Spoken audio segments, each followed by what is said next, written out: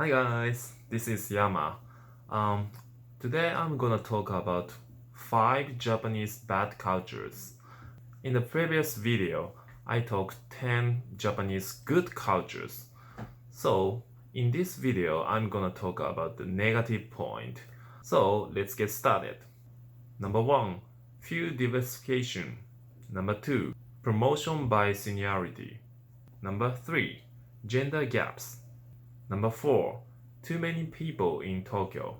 Number 5, low birth rate. So I'm gonna talk one by one. Number 1, few diversification. In Japan, the diversification is very low. The percentage of foreigners living in Japan is only 2% compared to other G7 countries. United States is 7%. Germany is 11% and France is 6%. United Kingdom is 9% and Singapore is 30%. Only Korea is same as Japan and 2%. As I work in Japan, I feel that the number of managers of the foreign people are very low. I don't see many foreign managers.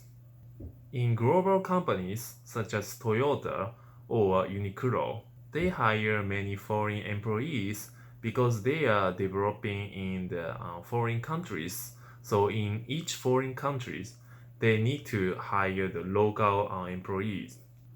But in most of the domestic companies, in those companies, the working style is very traditional and the diversification is so low. But the growth of the domestic company is quite limited, so they need to expand and go globally. To do so, they need to hire more and more foreign people to expand business. So in that sense, the diversification is a big problem in Japan. Number 2, promotion by seniority. Seniority refers to the age of the employees.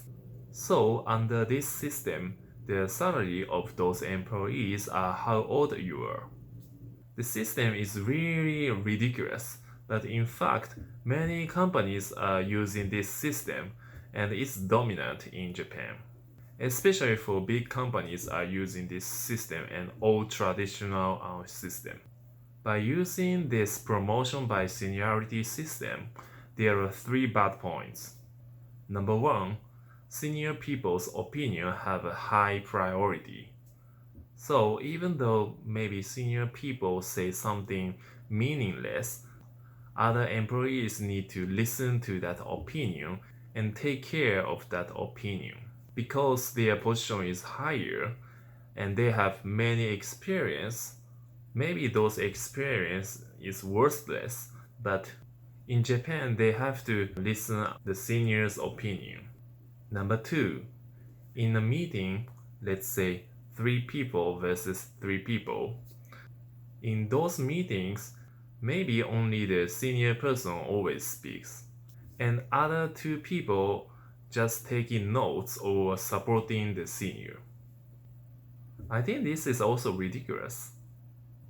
I saw a meeting with Japanese companies and other global companies, and 3-on-3 meetings. In Japanese side, only one senior person always speaks, but on the other side, in global company, the 3 people independently speak what they want to say. So in this kind of old system, senior people always speaks, and young people typically listen to seniors' opinion. Young people will no longer think of their own opinion, and that will stop the growth of those companies. Number 3, young employees typically work hard until their boss go home. Young employees don't want to be seen as they have nothing to do, so they always pretended to be busy and work hard. That can connect to their good assessments, and they typically have a higher grade in their companies. And also by doing overwork, they can get overtime pay. This is ridiculous because just staying at the company and pretending to be busy and then they can get higher grade and their maybe bonus will be higher, or their boss seems the employees work hard and they are good and contributing to the companies. And in fact, they are just staying at their companies and don't go home, and that's all. That connects to the Japanese long-time working culture, and this is so ridiculous. Number 3. Gender gaps. According to the Global Gender Gap Report 2020, Japan is ranked 121. This is the worst among G7 countries. For example, Germany is number 10, France is number 15, Canada is number 19, United Kingdom is number 21, and the United States is 53. Italy is 76, and Japan is the worst. By the way, the top 5 rank is Iceland, Norway, Finland, Sweden, Nicaragua. And the past history shows Japanese gender gap. In Japan, there is only one woman in 18 people's cabinet. Japan has had no head of the country for more than 50 years, and in 2018, there are only 7% that the women are more than manager's position. I think there are 3 reasons. The first one is promotion by seniority. So women typically quit their jobs when they get married or they have a baby. And that means they will stop their career.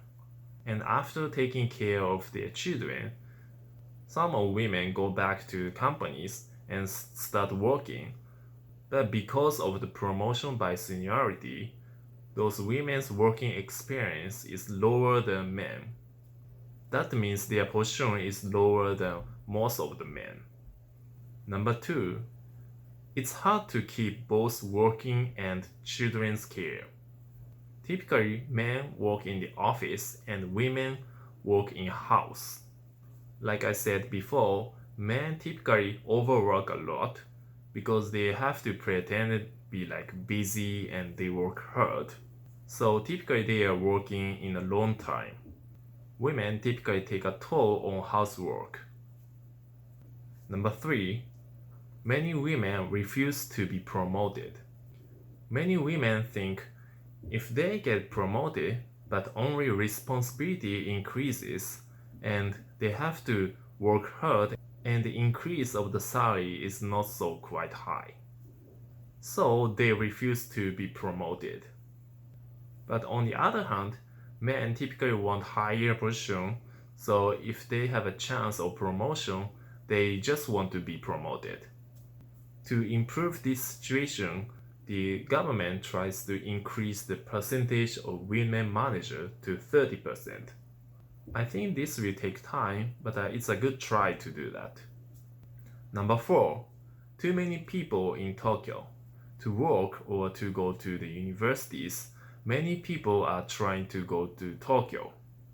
The average salary in Tokyo is $60,000. The whole total average in Japan is $40,000. So in Tokyo, the average is 50% higher than the whole total. The number of jobs are also very high in Tokyo, and like shopping malls, restaurants, dating spots, other places to hang out are also concentrated in Tokyo. So many people want to go Tokyo.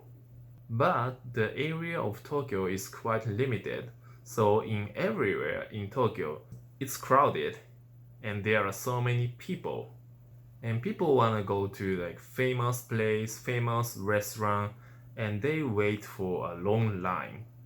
Those long line means that the place is very attractive, and consequently those places have longer line, so everywhere is very crowded. On the other hand, in the US, many places have their own unique style. Not only in New York City, but like California, Chicago, Texas, Florida, there are their own business style, and sightseeing places are all different, and people are separated in those areas. and they develop their own unique style. So the way to separate people is really nice. Number 5, low birth rate. Birth rate in Japan is 1.4, which is second lowest among G10 countries. The average marriage age in Japan is around 30, and year by year is getting late. I think there are two reasons.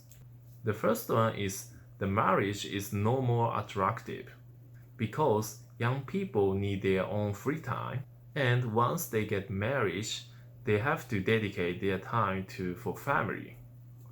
And once they have children, then that means they have to take care of children and dedicate their time and money. The second reason is that women can earn by themselves. So women don't need to rely on men, and women can choose their own lives. In Japan, the forecast of the total population is terrible. Right now, there are 130 million population in Japan, but in 2030, population will decrease to 110 million, and in 2050, the population will decrease to 95 million, and in 2100, the population will be 60 million, which is almost half of the current size. I think there are three ways to address the decrease of the total population. The first one is increase the immigration. So the number of foreign people living in Japan is very low. So government should introduce more attractive immigration laws to attract other foreigners. Number 2 is introduce artificial intelligence. So on behalf of the normal people, robots will do the simple work. And I think most of the work can be replaced by robots. Number 3 is government should subsidize money to childcare system. Currently, the government is introducing free daycare system until children go to 5 years old. But still that's not enough at all.